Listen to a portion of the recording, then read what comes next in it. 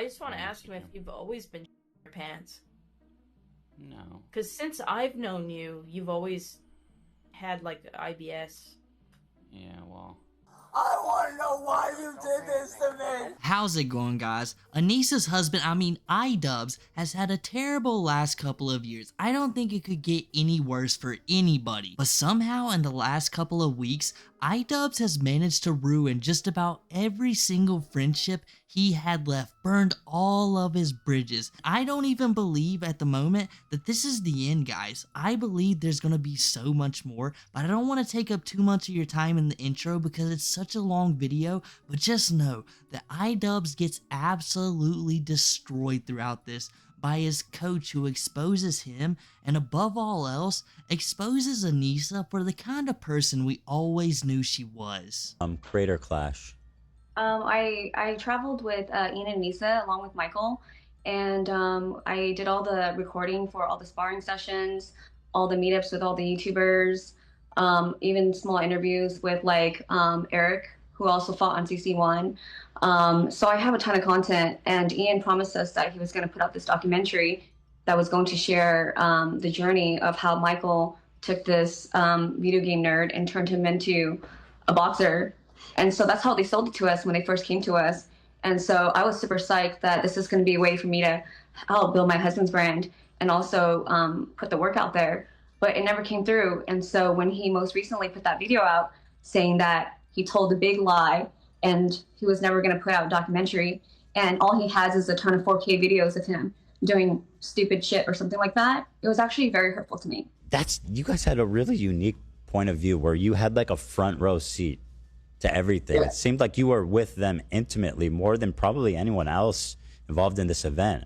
So there's all these interesting little details that you guys shared with me. For example, one being that I think it was you, Kate, that mentioned that he and Anissa did in fact pay for Hassan and all of his compadres to travel to and stay at Creator Clash 2. Yes. Yeah, so they were talking about that long before, about how they had to fly in all these people. First of all, they rented the hotel for over 300 creators and flew a lot of them in. When the first year it was much more scaled back. We just had a couple floors of like some place, like a nice suite place, but it wasn't extravagant at all. They rented out the whole hotel for 300 creators, and when we asked them if Ian's dad was going to be there because he was there for the first event, they said they couldn't afford to fly Ian's dad in. It was too expensive. And then him saying that he had no idea how to make the documentary for the first event. I had taken him from like 140 pounds as like never played a sport a day in his life. 10 months later, he ends up fighting Dr. Mike in front of over 10,000 people with 100,000 pay-per-view buys. And the fight itself was like a Rocky moment. And then he literally took interviews with everyone before the fights, after the fights. He got all the coaches to interview. And then he said he had no way to make the documentary. So I was just like, how can you not make it? Yeah. AB made a documentary. Everybody made a documentary. AB, Harley, I was in their documentaries, but I wasn't in Ian's documentary. What? One of the big things is like, it was very hard to get Ian to train because he doesn't like boxing. He doesn't like boxing. Well, that seems to be somewhat of a problem, a sticking point. Yeah. So I would try to make the session because he's boxing. Just to be clear. Yeah. Remember, everybody, Idubbbz is the same man who learned empathy at 32, something about every single one of us learned at the age of 5, 6. Most of us are born with it and we just understand it right away. It's not hard to envision yourself living in others' shoes. But this is just words for Ian and Anissa because obviously they don't care about anybody. They always want to preach how they want to help the working class people. I mean, look at Ian and Anissa. I mean, they're obviously putting tattoo parlors in business with all them crappy tattoos they got. But I guess that's the only small businesses they want to fund because it's certainly not their good friends and boxing partners. Because how can you be like a 1 million subscriber YouTube channel and you approach someone and you say, look, we're going to help you guys out. We got this huge event we're throwing, and we believe if we work together that you will also help me with boxing, but we're going to make something amazing and you can benefit off of it too. Think about all the people who will be wanting to take your service. If, look, me, Idubbbz, you know, I'm not much of a scrapper. If you can make me even somewhat of a competent boxer, people will know what's up. And you know what? That's a decent sales pitch. We seen Sam Hyde and Ian boxing in that one clip back in whichever documentary you watched, Sam's or Ian's.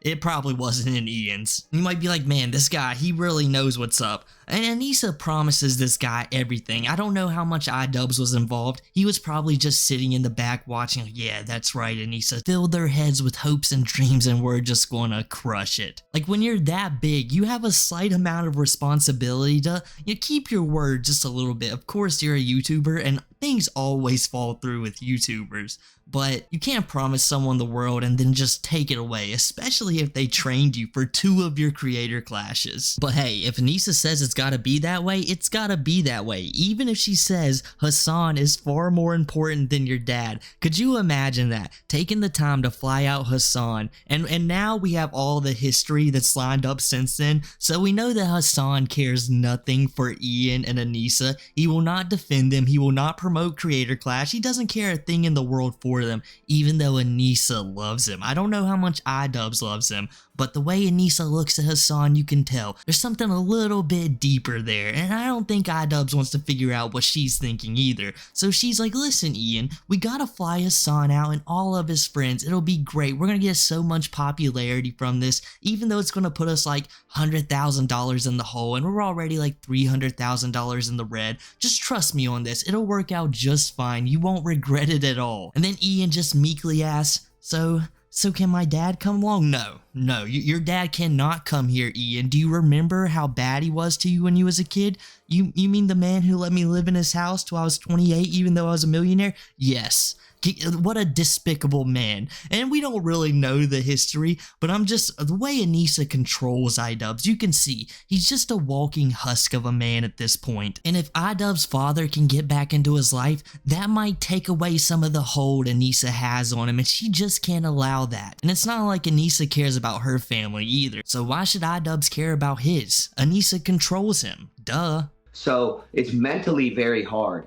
So I did feel bad for him because I could tell his heart wasn't into it. So then to be into something like that your heart's not into, that's why I didn't see him once the first event ended. We didn't see him again for several months. And I told him, hey, come in once or twice a week, train for fun, make it fun for yourself. Because when you're in a fight camp, it's not really fun. You just have to keep training. Right. But then he never came back. And then so I was like, oh, wow, he really doesn't like boxing. And then he did an interview with Anthony, or the guy from Smosh, and he was talking about boxing, and I was just like, oh, he doesn't like boxing at all, and he's making it like public now the way he was talking about it.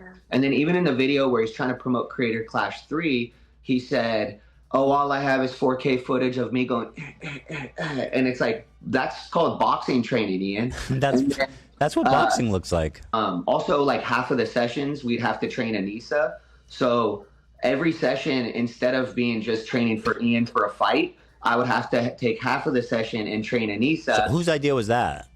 Hers. Yeah.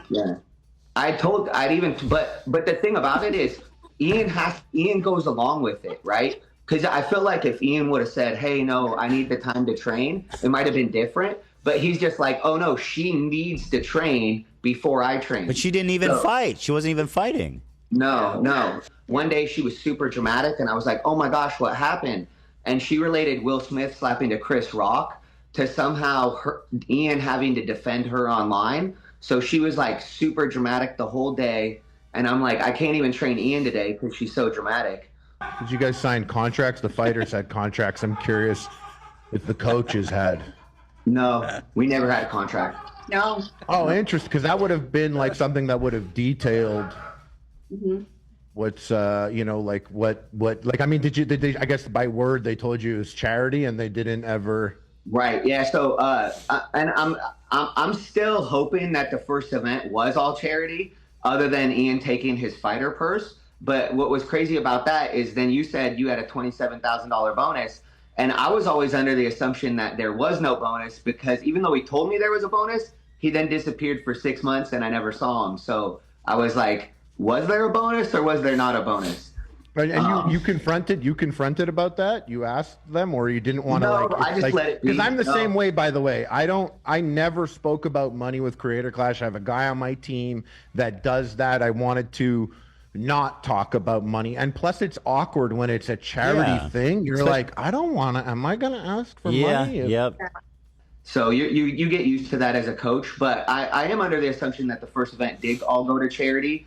And then the second event was supposed to go to charity, but instead it went to the hotel, the pre-party and after party. Was and there I a moment about the after party? Because he said he was using the after party to help promote the event. But I have no idea how an event after the fight will generate money for the fight. Aneesa just seems like she wants to self-sabotage everything Idubbbz has got his hand into. It's like she sees herself as inferior to him, and she like thinks she's so much cooler than Idubbbz. Every day she wakes up and sees him and sees all of his flaws, and she's like, how is this guy more popular than me? Because we all have to remember, Aneesa is a failed streamer. She got like 100, 200 viewers, and I think that might have been the maximum when she was like with Idubbbz. And it's because Aneesa is boring. You can go to her podcast right now, and there's no life in her. There's no entertainment. There's no charisma. And then you have Idubbbz over there, who used to be like one of the most charismatic YouTubers in the world. He was hanging out with Max Mofo, I'm pretty sure it was, and Filthy Frank.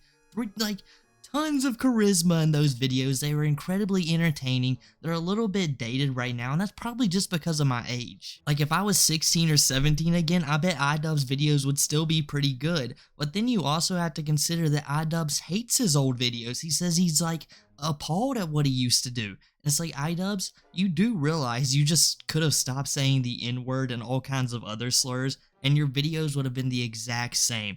The Tana Mongeau or Mongu like content cop was one of the worst. I remember watching that back when I used to like Idubbbz, and I was like, this sucks. This is one of the worst things I've ever watched in my life. Like, him saying the N-word to her wasn't funny at all. It wasn't surprising. Like, maybe some 12-year-olds laughed at that. Some battle-hardened MW2 lobby kids. I started in Black Ops 1. I don't remember them being as brutal, but maybe my experience was a little bit different than yours. But back to Aneesa, she literally didn't want to fight. She made it a point to say, you know, I could probably bop a lot of heads out there, but I'm not going to. I don't need to show my talents. You know, I got bigger things to worry about.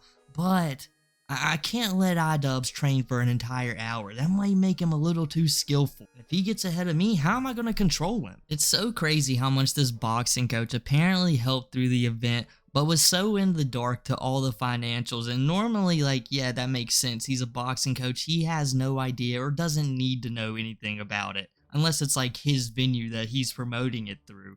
But for the most part, why would he? But this guy is apparently getting all the connections for Idubbbz. At least tell the guy if people are getting bonuses. And I want you guys all to remember, for the longest time, like during Creator Clash 1 all the way up till Creator Clash 2, I'm pretty sure when Ian like ruined his relationship with Harley is when this all got exposed.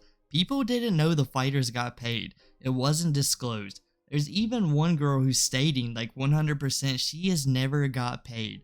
So, like, either one of two things are happening.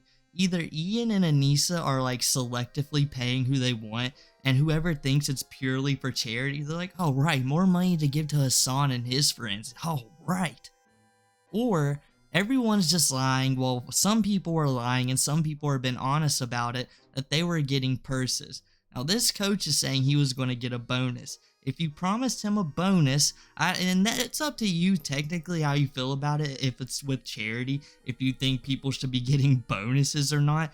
I personally don't know. I think it sounds a little scummy. Maybe multiple other charities do it, and I'm just not in the know. Obviously, people pay when like performances are happening, but I don't know if you're getting like a bonus from all the ticket sales. That just seems a little weird. But if he did promise this coach and then just like dips out on him, that's also scummy as well. Just the entire thing, everything about this is scummy. And if Ian didn't burn his bridge with Harley, none of this would have got disclosed. I mean, maybe the coach would like tell everyone now, but it's something he wanted to keep secret, and it should have never been secret. When it comes to charity, I feel like at least, you should try to be as open and transparent as possible. And also, just hold a fundraiser. Why do we gotta do all this? Oh, I know, because you can't throw huge galas and party with all your friends afterwards. What am I thinking? So we actually didn't even know about the gala until about probably maybe less than a week before the event, or a week before the event. The only reason I knew about the gala was because Ian had invited some of his training partners, and they were on the email list, and so they kept telling me there was going to be a gala. And I assumed they were talking about the pre-party, because the first year they did do the pre-party, but it was much smaller. It was on a way smaller scale than the second year. And then also, so we had no idea. So when everyone was asking me about a gala, they're like, what are you going to wear? I was like, I'm going to wear sweatpants. What are you talking about? And then they're like, what? You're going to wear sweatpants to a gala? You're crazy. And I was like, first year, it was like, the first year was like a little party thing. It was like a Sweet 16 vibe. For the event. But yeah, they're the only. Go ahead. Sorry. Oh, I was just going to say, when we asked them about it, and I said, hey, is there a gala?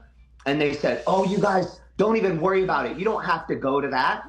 And I said, what? This is what Anissa said. And I said, what? And I said, well, some of the sparring partners got invited. And she said, I don't know how they got on that list. They weren't supposed to be on the list. And in my mind, I'm like, Ian had invited them. He sent them the email personally. What right? a disgusting human being she seems to be. I'm sorry. Oh, she didn't want any of us there. She only wanted like creators there, or people that would, I guess, make her feel like she could get more clout. So she told us we didn't have to come to the event. She doesn't know why we would want to be at the event. She shared with us prior to CC2, like a month before, that they were negative, was it 500K already? Yeah, at the time. Whoa, hold on. Yeah, that's Say that again. Say that again. They were negative 500K before the event. Yes. So going up to the event with the ticket sales and the PPV sales, when the event started, they knew they were down $500,000. Yes. Keep in mind that they moved to a bigger venue and they sold a lot of tickets. But before the event had started, they said we're fine. So the reason we found this out was because I wanted Ian to start doing 2 training sessions a day. And I said, Ian, you need to start doing 2-a-days. And he was like, why should I do 2-a-days? And I told him, I was like, Ian, you're not good at boxing, man. My brand is at stake. So I said, my brand is on the line. I said, you can go back to YouTube. My whole life is fighting and coaching fighters. And I'm like, so if you don't have a good performance, that's going to look bad on me. After the first event, for the first event, he didn't do any of his cardio. So that's why I ended up gassing out so bad. And I truthfully believe if he would have just done his freaking cardio, that he would have won that fight. But they couldn't do the cardio because 10 weeks before the first event, Anissa wanted them to buy a house. So instead of doing 2 training sessions a day at that point, they had to cut out training to go look to buy a house. Well, he went and told Anissa that I told him my brand was at stake. So the next day she comes into the gym super mad and she's like, our brand is at stake. We're $500,000 in the hole right now. And we're like, I wish I knew that. I wish I knew that at that time. I think a lot of the fighters would have liked to have known that. I don't think none of them needed to be in the dark about that, you know? Yes, completely. Well, and that's the thing. They said you guys didn't promote enough, but they weren't honest about the fact that they were spending the money from the ticket sales on the hotel, on flying people in, on all these other things. So it was just like, so those decisions, the gala decisions, were made while in the red. So when it was all made public that Ian and Anissa managed to lose $400,000 or $500,000 on the Creator Clash 2 event, a lot of us were all wondering, how is that even possible? It must be incredibly expensive to rent venues. But then it's also confusing because Creator Clash 1 did so well. I mean, typically when you see a dip in like engagement, it's not that heavy. Like something had to go incredibly wrong. And obviously it got revealed today, or at least a few days ago at the time of this recording, that yes, something did go really, really wrong. Anissa's ego got out of hand. She thought she could just handle everything herself. She thought she could get a bigger venue, do bigger, more extravagant things so her friends would be more impressed with her. And she just absolutely squandered everything. It seems to me that the first event was managed reasonably well. They was able to get $1.3 million, and that's with paying everybody at the same time, remember that. But as soon as Anissa wanted to impress all of the streamers that we're going to hear, she was just fawning over so much. She just wanted to get a taste of that streamer lifestyle, sitting 12 hours a day in a chair. She just couldn't wait to do it her entire life. So you're telling me, Anissa, that you knew you was $400K in the red, and you decided you're still going to throw a $100,000 event. Like, this gala meant nothing. It wasn't going to help you with any of your streaming friends. Obviously, look what happened. None of them talked to you afterwards. They just thought, well, I guess we can come here and drink for free and party with all of our friends. That's good enough for me. You literally decided it would be better to be $250,000 in debt than $150,000 in debt. And I'm gonna tell you guys, I would rather be 150K in the hole. I would rather just not be in the hole at all and, you know, try to actually get a little bit of money from charity. But this is also coming from the same woman who has decided to sabotage her husband's career. Her YouTuber husband, who has brought every bit of fame, every bit of clout she's ever received to her, who's the only reason she lives in the nice house, can throw this party, but she's gonna sabotage him because hopefully, you know, the guy he's fighting against actually gets a few good licks in and wins the boxing match, which obviously ended up happening because she can just go home and squeeze a few shots in herself, just really dig into his head for him. And honestly, it's really messed up what she ended up doing, like, throughout the entire thing. Like, when she goes and yells at his boxing coach, now his boxing coach is gonna be more guarded with Ian. He's not gonna train him to his fullest capabilities because he's worrying about you coming in and yelling at him because Ian told his wife one, of all things. And then you decide just to move out of nowhere. Anyone who has ever moved in their life is going to know that is incredibly stressful, and especially when you're moving state to state. Aneesa 100% did this on purpose. She over exaggerates everything just so she looks a little bit better. And Idubbbz, he can't even man up enough to say, Aneesa, this is not a good idea for me. I'm about to box in front of 10,000 people. You know how well the last one went. I want to get a win here. I want to feel good about myself for once. And those were the key words right there. Aneesa said, we have to move now. Idubbbz feel good about himself? Get the hell out of here. He would say things that she would say. And so, for example, he said, well, we thought inviting Hassan and all those other people was going to translate to more buys, pay-per-view buys. And they didn't even promote. They didn't even care. No, it made no sense to me. I'm like, people don't watch fights because Denzel Washington's in the crowd. They're not Right. like, Denzel Washington's there, I need to watch the fight. Right. Like, it makes no sense. And if they would have taught, so a lot of decisions before the first event, they like spoke with us about, because I know boxing. I've been around boxing my entire life. So I'm like, oh, I could help them with all these other things. And then for the second event, I felt like they wanted to make it much more like their own version of a TwitchCon. Because she would always talk about a certain group of people. It was like somebody named Pokimane and all these other people. And she would always talk about how she wants like them to be there and she wants to be a part of their group. So a lot of it, and then so that's why and then the first year was like during that girl's birthday party. So no, sorry. Knowing that detail, it breaks my heart that she had to settle for denims. You know, their enemy's name, what's his name? Sam.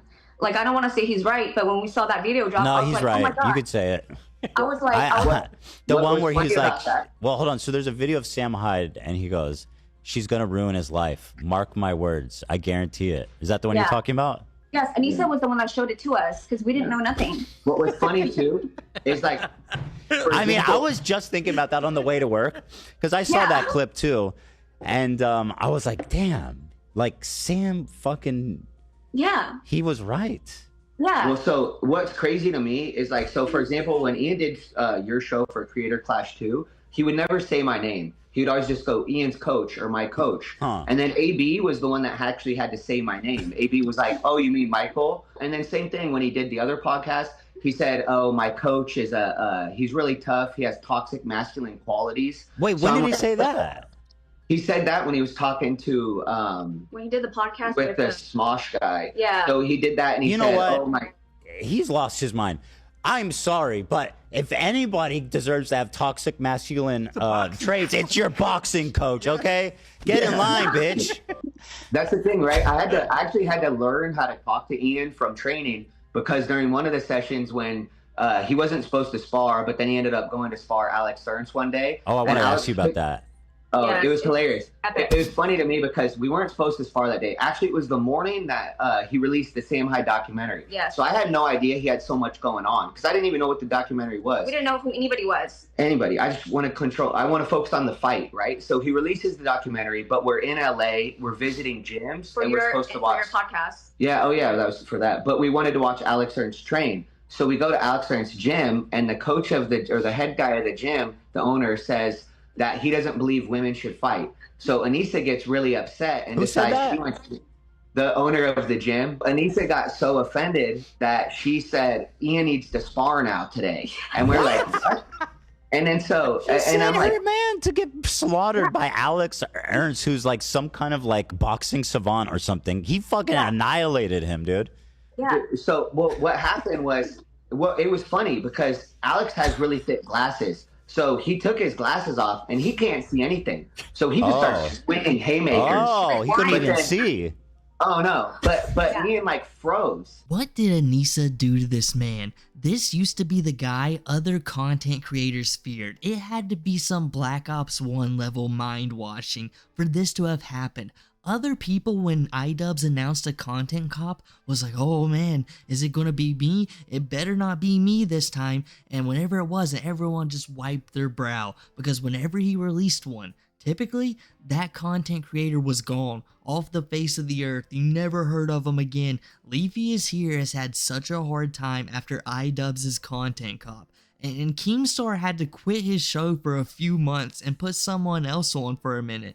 And that guy had such a hard job. Could you imagine having to take up for Keemstar? I mean, people are going to be mad at you in general. And the guy didn't do anything but get paid by Keem to do a job. Or at least that's what I know of him. Who really knows? All of that caused by Idubbbz. But now, Idubbbz has literally stated when Anissa is not around him, he doesn't know how to think for himself. He has lost that capability. Imagine that. If your wife is no longer in the room, you don't know what to think or say.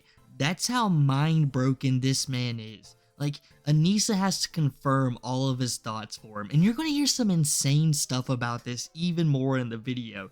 We have completely lost this guy. If anyone thought there was some hope that Idubbbz would recover, it's gone. He is literally not the same man anymore. He's just Anissa Jomha 2, as I like to classically refer to as just Anissa's husband, because that's all he is anymore. The only reason I'm calling him Idubbbz and regular stuff in this video is because so you know who I'm talking about, so I don't have to say Anissa and Anissa's husband. It could get confusing. And it's almost like prophecy. On the day Sam Hyde releases his documentary, Anissa demands that Ian spar somebody who's incredibly out of his league and gets him into trouble. And I don't know if he ended up being on the H3H3 podcast before that sparring session or afterwards. I might go check it out and see what's going on. He went on the Smosh show and he was like, yeah, it's bad enough when you get beat up and your coach is yelling at you too. Shut up, dude. I swear. Yeah. Dude, listen to the audio of any corner. That's how the corner's like, what the fuck are you doing?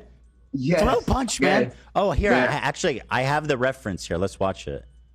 Alex is a freak of nature, I gotta say. Did you say, and I'm gonna, did you say he cried? Oh, we had to have a meeting. Yeah. So after that, so he was crying at the gym afterwards, and I said, and once again, I hate to hate on him for that because it's very emotional. Yeah, Then they were eating at Denny's, and they said we need to have a meeting, so I have to go to Denny's, and they pretty much then talked about how they were going to have to fire me because I reminded Ian of his father when his father would yell at him as a kid.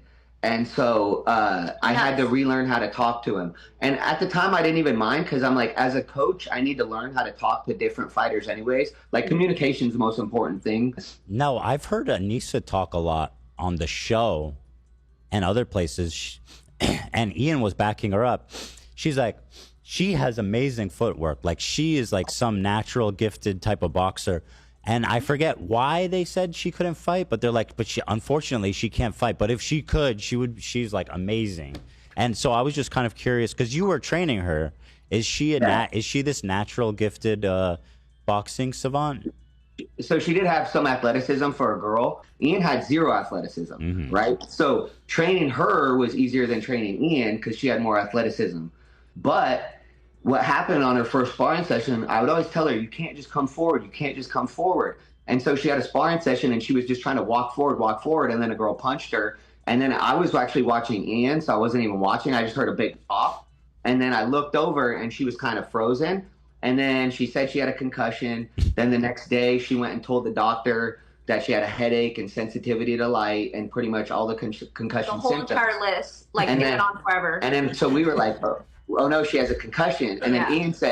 Ian's like, well, she's kind of a hypochondriac. So you think Anissa's the one calling the shots, though? Oh, 100%. I do, but it is also Ian that allows it to happen. He enjoys it. That's what I'm trying to tell you. Wow. Yeah. I feel sorry for Enjoys Ian. it. What Yes. is happening with them? Yes, he enjoys it. We used to feel sorry for him. I did. Yeah, we All both the did. time. We both did. Michael felt sorry for him up until CC2. After CC1, I cut that shit off because I was like, you know what? She's a fucking liar, and he's a liar, and he enjoys all the punishment that she gives him. Yeah. So let it I be. want to ask you something.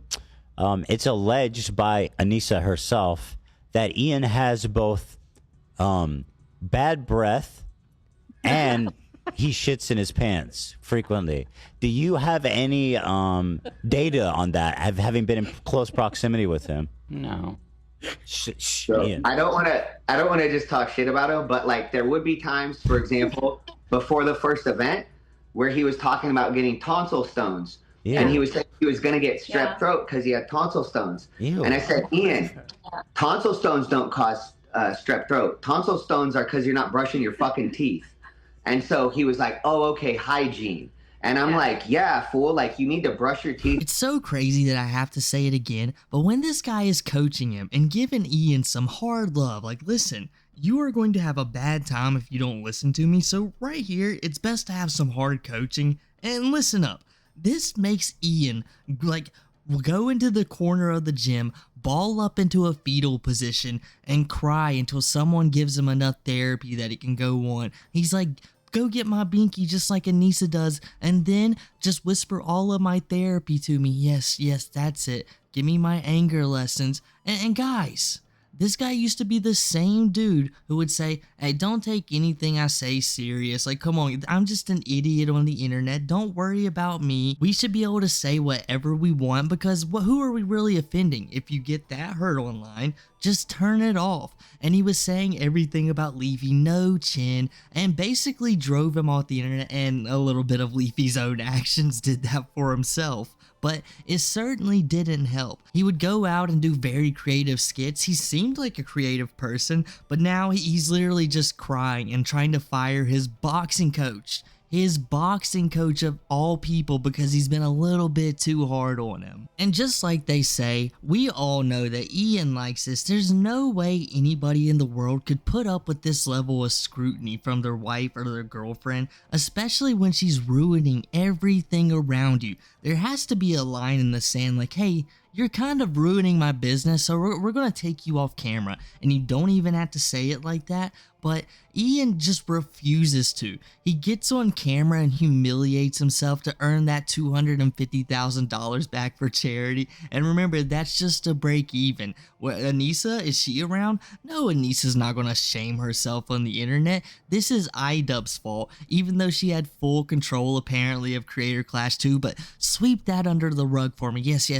Now go break eggs over your head and do all kinds of embarrassing things. To be honest with you guys, I haven't even really watched too much of that stream. I've just seen some of the highlights of it, and it's absolutely insane that she can sit there off camera and talk to this guy while he's doing it. How do you, as an individual, not have some like spite after this? Because you know this is entirely her fault. Like, you've got to know that in your heart. So at this point, I full on believe that he does enjoy this as well. And like when this guy is about to get fired at Denny's for yelling at him apparently just like Idubbbz's father used to, I feel like that was all Anissa. He came home and he was like, yeah, I cried at the gym, you know, I was really expressing my emotions just like therapy taught me to in a boxing gym of all places. And Anissa was like, yeah, just like your dad used to, right, Ian? Exactly. Yes, now you should feel more pain and suffering from this, do you not? And then Ian starts crying again, balls up into his corner, and just repeats the process. I feel like Ian has at least 10 or 12 good cries a day, and only about 4 or 5 of them are caused by Anissa, because He's gotta be dull to it at this point. There's no feeling in that man except extreme sadness. It's just a real shame at all of those at-home coaching sessions where Anissa's just sitting there trying to guide Idubbbz through his problems. She never taught him hygiene. It's definitely on one of those embarrassment things again because she likes to say Idubbbz stinks. She said it multiple times on live stream. Could you imagine getting on live, bro, to like thousands of viewers? Well, if it's their podcast, it's like 50 or so. And remember, Idubbbz is a 6 million subscriber channel, maybe even more. Having a 50 viewer stream is absolutely nuts. Obviously, you're not doing anything to promote it. It just shouldn't be like that. But she has said multiple times on it how much Idubbbz stinks, and she just refuses to like demand him to go take a shower. And how do you like do that? Who doesn't want to take a shower on the daily for the most part? My day just doesn't feel right without it. Honestly, him being stinky enough for his coach to lure him away from everybody really makes sense of why he was just hanging out in the sewers and the content cops. They wanted him to gain weight, and I kept telling him, like, there's ways we can gain weight right before weigh-ins. So I want you at like a healthy weight because they wanted him to be 188 for the Dr. Mike fight.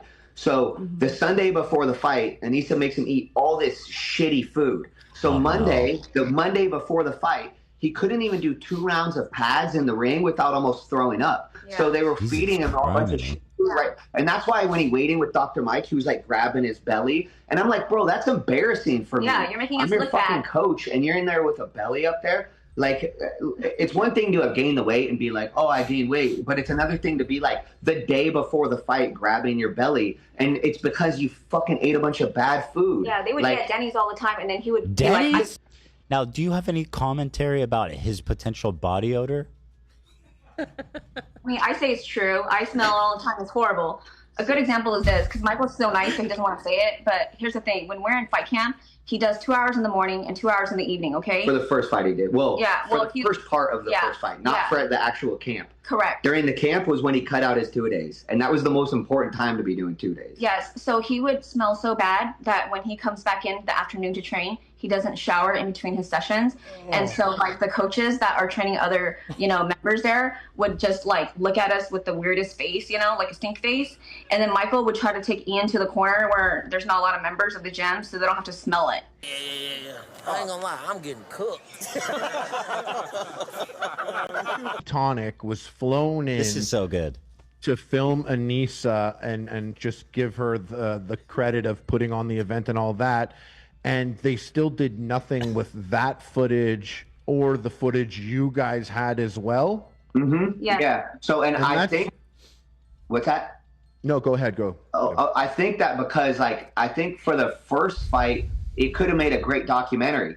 But I think for the second one, they were scared to put out that Anissa did all this work because it failed so badly. She wasn't even when he did his charity. When he did his charity stream, or not, I won't even call it charity. When he did his fundraiser stream, because it wasn't charity, it was a fundraiser. So when he did his fundraiser stream, I don't even think she was really a part of it. And it was like a lot of this thing failed because you were the person in charge. But now when Ian has to make up for it, she was nowhere to be found. And he was like doing embarrassing things. As a boxing coach, you don't want to see your client doing those things under those circumstances. Yes. She would tell Ian when he was tired. One time we ended sparring, and afterwards everybody's hanging out, and she walks up to Ian and she goes, "You're hungry." Yes. And then so they had to leave because Ian was hungry.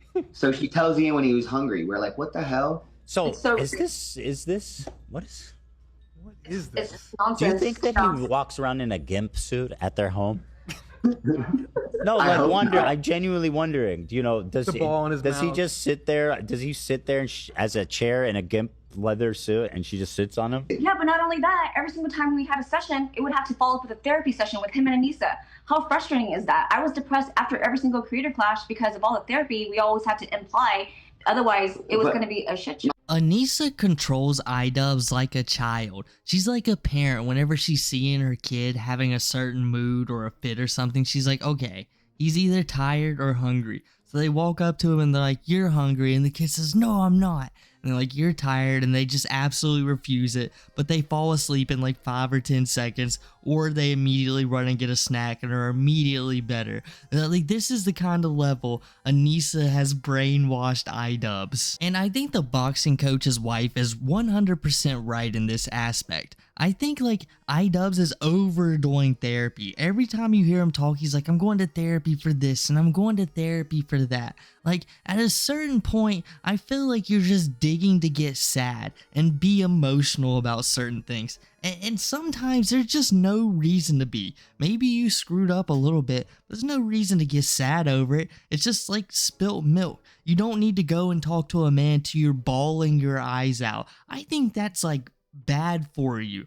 I don't want to be crying, and I assume you guys don't either. And maybe there's like small, like big things in people's life they need to get off their chest and talk to someone about. But after you do that, I think eventually therapy becomes, how long can I keep this guy going? How long can I keep him talking to me before he stops paying entirely? And I think that's like the point Idubbbz has faced. But if he ever stops going, he might start thinking for himself again, and then Aneesa has to work even harder. She has to do full-on manipulation 24/7, and we all know how much Aneesa loves to work. She's a OF model that's like, stop posting. I mean, I would guess that's still her main occupation, and it's funny enough that this is what ruined Idubbbz's career initially, and she doesn't even really do OF. One time she came and tried to put on her own music, right? Yeah, and then we got into it because they got into a tiff because she wanted to change the music. Go ahead, please. Yeah. Yeah. So what song was it? Oh man, I would have to look it back up because I was actually in shock because some of the songs, even if you like that kind of music, because it was maybe some like indie punk rock music. It was dark. But what was just weird, and so not gym music at all. So I was just like, hey, I was trying to tell her that because one of the other coaches was like, hey, I'm going to change it now because she was playing the music after at the 1 gym. hour. But she shouldn't have even been on the aux in the first place. Like, you shouldn't be at somebody else's gym and then hop on their speaker. That's crazy to me. So she hopped on the speaker, and then one of the coaches was like, hey, I'm going to take you off now. And she was like, oh, like offended by it. And then I made the mistake of being like, well, that wasn't really gym music. And she was like, he doesn't play gym music. And then I said, what was kind of emo. And then she said, what's that? Hooba stank. Yeah. She said, was it Evanescence? Yeah. She said the other guy plays emo music. And then after that, I said, well, it was kind of like 12-year-old girl emo music. And then that red jumpsuit apparatus. So I did I probably went too far. That's his wife. That sounds like an insane situation. Yeah. It's insane. It's hard. A good example is before the first event. It's like 3 days. It was the Wednesday before he has his first fight. He's never fought a day in his life. He's about to fight in front of 10,000 people. We have weigh-ins on Friday in the press conference, and then we have the fight on Saturday. On Wednesday, she had such bad that she was gonna. So she tells Ian, I'm gonna. But if I go to the hospital, they're gonna hold me, and I'm gonna miss the event. And so I'm like, if I was going to fight and my wife 3 days before my fight is like, hey, I'm going to, but I can't go to the hospital because then I'm going to miss your fight. I would be so stressed out from that. And so it was just like, how are you stressing Ian out about this freaking. It's all about her. Yes. And what I've noticed too is that like knowing them for so many years and traveling with them and being with them all the time, I realized that it's something that she does. She has this way of always sabotaging every single moment before he's about to have a big moment. You know what I mean? Makes it about her. Correct. Like, for example, for CC1, she decided, she came to the gym and she was like, oh, our lease is ending and we need to buy a new house right now. Otherwise, I'm going to be homeless. The world's ending. She had said that she had actually, I didn't know this, but she had done the Content Cop. She worked on Content Cop with him back in the day. But she's never apologized for the N-word. Only Ian apologized for that. And she was the mastermind behind it. No, that's a great point because she wants to. I always got the feeling that she wanted the credit. Like, oh yeah, no, I worked on that. But then it was her idea to go stalk Tana and do the N-word thing. And like you said, Ian's been out there apologizing, and then she's the one accusing me of being like not woke enough or whatever. And it's like, dude, you're the N-word girl. You're N-word girl. Yeah. If Anissa is throwing this big of tantrums and having this big of meltdowns days and weeks before huge events in her life, like think about this. Creator Clash 2 has to work for her as well. This cannot fail or her entire career might go even more down the drain. But she's more than willing to over-exaggerate just about every single thing in her life. Everything in her life. Every problem she's ever had. Could you imagine what Idubbbz deals with like every day? No wonder he's at the point he's at. Like, she must have a meltdown when she stubs her toe. Could you imagine when she gets left on red just a little bit too long? Do you think she's acting proper after that? Oh no, she's losing her mind. She just might go log into one of Ian's World of Warcraft accounts and take out one of his characters. Because here's a little fun fact about Ian. Recently he was playing World of Warcraft and one of his characters got killed. And I think this isn't like hardcore, so if you lose your character, he's gone forever now. I don't know if that's 100%, but I think that's how it works. I've never played World of Warcraft. And Ian compared this to losing a dog. This is the man who learned empathy at 32. I'm pretty sure Anissa just informed him what empathy is. Because how could you relate that response to one another? It's a video game character, and an animal, a dog, a cat, is something you have for multiple years form a bond with that's deeper than a video game character of all things. But honestly, I think Ian has gave up with life just by the way Anissa acts, so he forms better bonds with virtual online characters. He's gonna be that guy in Her, or that brand new movie that's coming out where they're falling in love with AI, because he can form a deeper bond with these soulless creatures. They're basically the same thing. And speaking of Anissa destroying Idubbbz' soul, Harley brings up a great point, and I just want to say that Harley wouldn't be doing this. In fact, he was one of Idubbbz and Anissa's biggest defenders a month ago before they decided to burn that bridge for absolutely zero reason. But could you imagine going to college? You know, you've already got your scholarships, you got a well-paying job, you've got a house, a few cars, and then you get with the girl, and then 2 or 3 years later down the line, she's telling all of her friends that she's met throughout your job and career that she earned all of your accomplishments. This is all hers. You would find that very strange and concerning, and you would probably think she has a little bit of narcissism going on. But not Idubbbz. He's completely cool with this because he's never had another girlfriend in his life, which Idubbbz, it's okay to experiment a little bit. This isn't the 1800s, but do you? It's actually pretty funny what's going on at the moment, but incredibly sad what you let go on. And basically that's what Anissa does, take credit for Idubbbz' entire career. And if she wants to do that, Idubbbz has went through an entire apology tour just to end up in the good graces of Hassan. But Anissa likes to forget every time, when it's not appropriate for her, that she likes to claim she wrote all of the early content cops. Because yes, Idubbbz was never the creative mastermind behind it all. No one ever seen Idubbbz do a thing. I'm sure it was all Anissa's brainchild. So that would mean she wrote all of those edgy jokes, but does she apologize for it? No, she's not going to, because that would be embarrassing. And Anissa's not going to embarrass herself in front of thousands of people. That's her husband's job. He's the N-word boy. He's the one who said all of that. Is he just really pathetic? I don't know. It's very interesting though. We have so many points of view now. Yeah. And listen, oh, it sounds, you're saying, yeah, it could be abusive, but at a certain point, it is definitely abusive, it sounds like. But at a certain point, where does he just become a collaborator? I don't know. Right. He's a collaborator. That's what I felt like too, because some of the times it was him, and then some of the times it was her, but then some of the times it was actually him, and she was actually the one keeping him to stay the course. But at the same time, he didn't want to box, and she was the one that wanted him to box. That's what it seemed like. Yeah, you know, here's a good example.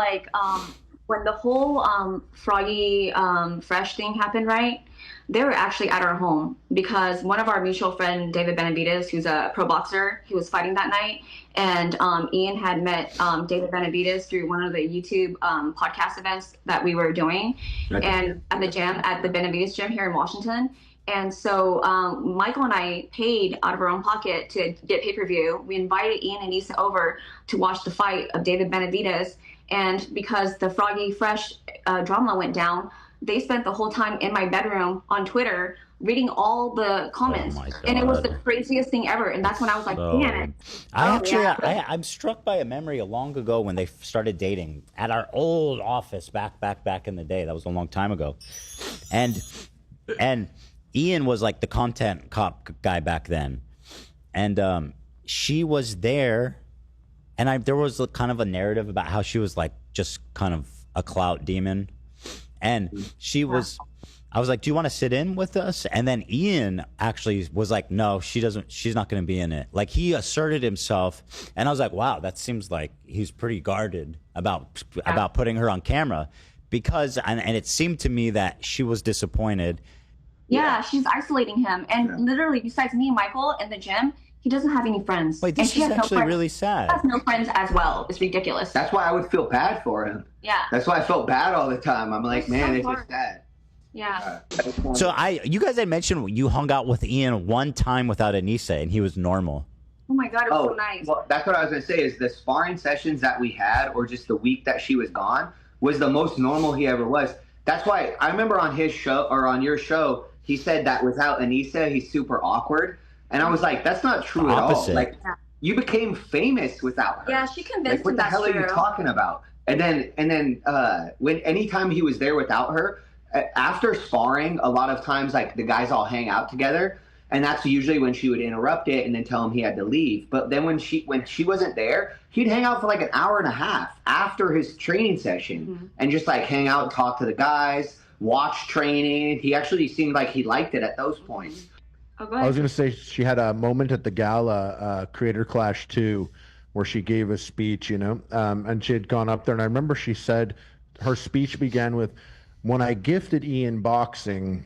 What? And then she went on to explain it. When I gifted Ian boxing? We're always fascinated by that choice of words. And it's something my partner and I, my podcast partner, we always. She definitely had a big crush on one of the guys that would come in and spar with them, because anytime they would spar, she would just be super into it and watch every moment. And then even if he would like beat Ian up, she'd be very into it. I want to say that before. So Anissa never gave shout outs to Michael training Ian at all, but she put out the first video of Ian like getting rocked in sparring when Ian was sparring with her crush. Yeah. She even told us she used to always tell her mom, I'm going to be with a millionaire.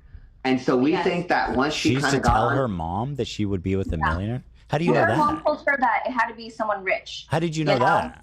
Well, she told us. She would tell us that. It was, I remember exactly. It was when we were in Vegas going to the other podcast, and we were inside the Uber, and we were with Ian and Anissa, and Anissa said that like her mom only had two expectations for her to marry someone that was rich and also to be of her religion, right?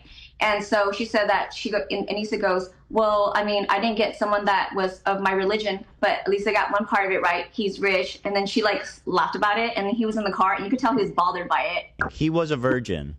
Well, he claimed he was with one other woman before her. Oh. So what Anissa told us was that at camp. Yeah. So Anissa told us that Ian had a girlfriend, but he never had with her, and that she was a single mom. So he lied. What? Yeah, and that that's like he couldn't get anybody. I heard this. So like this. He was dating a single mom. Well, it was something about some sort of MILF at rock climbing or something. Yes, and my dad lived in a very, very ghetto area of Manchester. He lived on government housing out there, so it was a super dangerous area. There was people getting stabbed all the time, arsons all the time. So I told her when I was out there, I was like, yeah, it's a dangerous place. She's like, America's dangerous.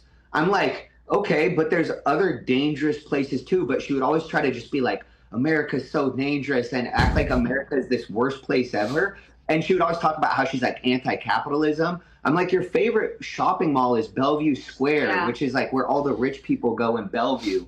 But you're a communist. Well, you know. I'm on Instagram on Bonafide Boxing. We're going to start doing more on the YouTube channel. We haven't. Think about Idubbbz not having any friends. Like, it's insane that someone with 7 million subscribers, someone who was so liked and popular back in the day, have 0 friends. Only Use Me Blade, who was popular in the Call of Duty days and spent, I would say more of his career just getting drunk online, still has friends on the internet. How insufferable and, closed off do you have to be to just hold 0 friendships with anybody? It's no wonder the collaboration with Max Mofo and Anything for Views was so awkward, because they're not the same people they once knew. Idubbbz has completely evolved into something else. He's like in that old Digimon game in the PS1 when you would think you're about to evolve your Digimon and you're like a kid and you've been playing like garbage the entire time, and he just becomes the feces monster or whatever the heck that thing was called. But I'm pretty accurate in the description at least. That's what Idubbbz has turned into. Anissa has just fed him so much garbage, tried to break his mind every way possible, that he's gone. And maybe when H3H3 was saying, I remember back in the day when Idubbbz was on the podcast, he told Anissa, no, you're not being on this. Maybe that was the day she broke. That was the day she was like, you know what? I have to force him out of his parents' house. I have to turn him against every single one of his friends, and then, only then will I have full control over Idubbbz. And as you've heard, Anissa only wanted Idubbbz for the money. How awful of a feeling would that be if you was just in a car ride and she's openly telling this to your friends? Not only are you going to be questioning the entire relationship, she's emasculating you right in front of everyone you like. Your boxing coach especially, someone you might want to impress. But no, Anissa just wants to break him down a tiny bit more, and he doesn't even speak up for himself. He just lets it happen. And I know a lot of people might be thinking these people might just be scorned by Ian and Anissa, so they might just be throwing them under the bus. They might not be incredibly faithful with the retelling of stories. And I could totally understand that, and we have to keep this as speculation at the moment, but just all we know about Anissa, I could definitely see it been the case, and the way Ian has been acting for years, this just seems right up his alley. If they had contact with him, obviously he was training him for 2 creator clashes, he probably seen a lot of this kind of stuff. And when it comes to him saying that Anissa had a crush, I 100% believe that, because I think the only reason that Idubbbz has to hang out with Hassan right now is because Anissa has a crush on him and she wants to get closer. But I guess that's all from me today, guys. If you enjoyed the video, make sure to drop a like, subscribe, follow all the socials down below, and I'll catch you guys next time.